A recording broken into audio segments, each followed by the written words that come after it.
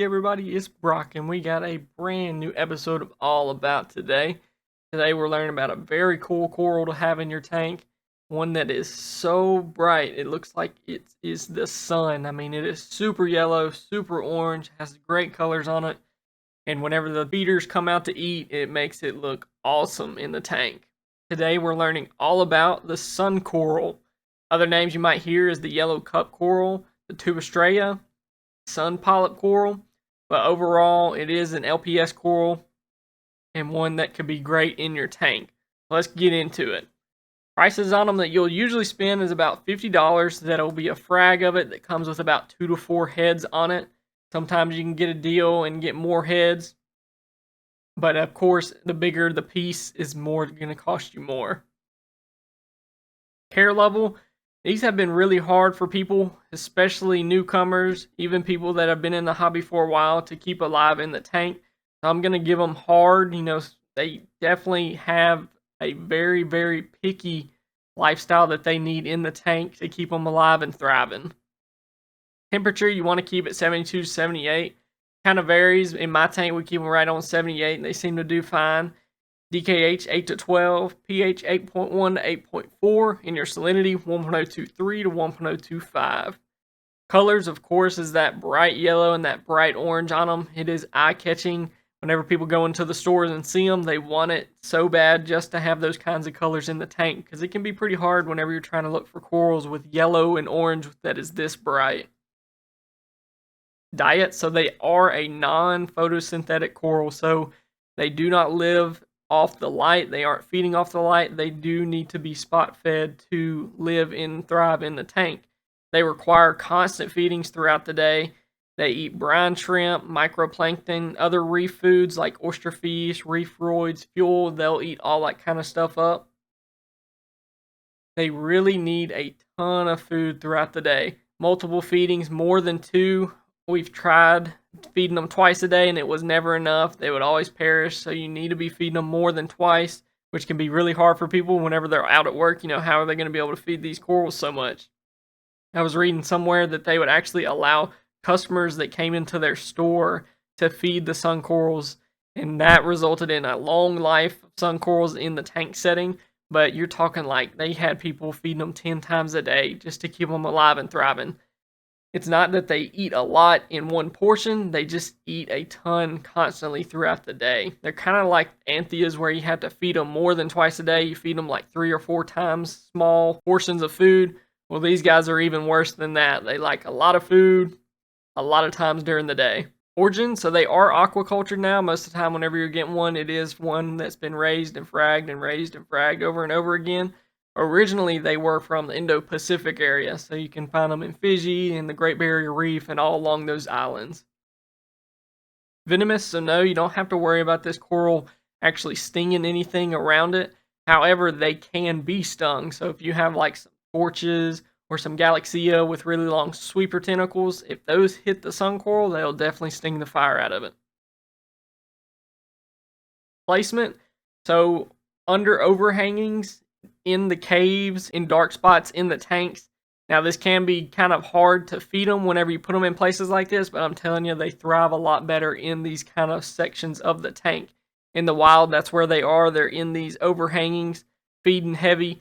They're on the caves. They're deep in the caves in dark spots, because remember, they don't need light to live. So putting them in a spot like that kind of reflects how they are in the wild. But overall, I always try to get people to put them near the bottom. Current, I'm going to say medium to high. This helps them keep plenty of that algae from growing on their skin. You never want any kind of bacteria growing on their skin, because that can really hurt them and it can cause them white spots, cause them to bleach. Really hard to come back from even after dipping them. So make sure you got plenty of current, keeping their skin clean. Now, however, on the same note, you will want to turn off those power heads when feeding them, because that'll help him catch the food easily, bring it to its mouth, and do all that good stuff while it's feeding. Lighting, so technically, requires no lighting. They aren't going to feed off of that light. Nothing from the light is benefiting them, but I will say they look the best under those reef LEDs, Hydra 26s, the primes, any of those high-powered LEDs make them look really great. But at the end of the day, you actually do not have to put them under any kind of high dollar lights to keep them alive. It's all about the feeding. Tank size doesn't matter. Size doesn't matter on these guys. The main thing is just making sure they have plenty of room to grow, because they are going to spread out over the rocks. And then also just making sure the levels are looking right. You don't want any spikes happening. You want to keep those levels in check. Also, with any other LPS coral just like these, you want to have a lot of calcium, magnesium, strontium, iodine. Those things are going to help keep their skeleton very strong, and it's going to help them grow faster. And overall, you'll see just a lot more healthy of a coral rather than someone who doesn't have those levels in check in their tank. Now, fragging, so it can be cut in between the heads like any other corals, like your cup corals, your hammers that grow really close. You can always cut in between those heads. Now, their exoskeleton is pretty strong, so it's not easy to just get in there with a pair of scissors and cut them. Most people that I see that have that very clean cut, they have one of those fancy frag saws where they can run it down a specific line and it cuts real clean for them.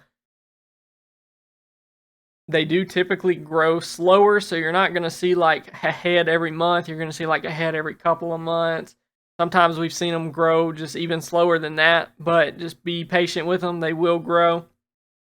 So at the same time, if you are fragging a really big one, you're going to expect a slower healing cycle. So just keep an eye out on him. Make sure he's healing fine after fragging him.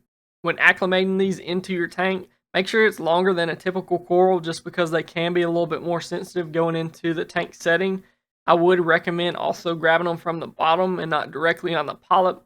We've had some issues in the past where people would do that and it just seemed like it hurt them and they didn't recover very well from it. So always try to scoop them from the bottom when placing them on something. Other than that, that pretty much hits on everything you need to know, just a high level on how to take care of this sun polyp coral. Like I said, the main takeaways is that feeding. You really have to create a good schedule for them because they eat a lot during the day.